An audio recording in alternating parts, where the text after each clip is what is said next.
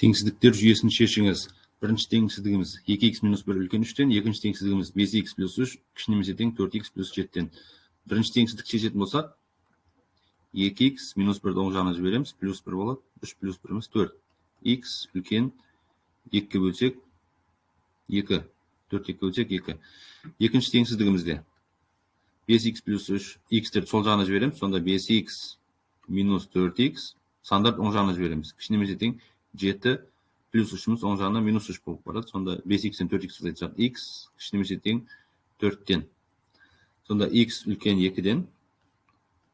Стандарт түрінде белгілейтін болсақ, х 2-ден үлкен оң жағы болады. Х кіші немесе тең 4-тен сол жағы болады. Сонда екеуінің қиылысқан жері 2 мен 4-тің арасында. 2 ашық болған үшін жай жақша, 4 жабық болған үшін тік жақша. 2 мен 4 жауап Д.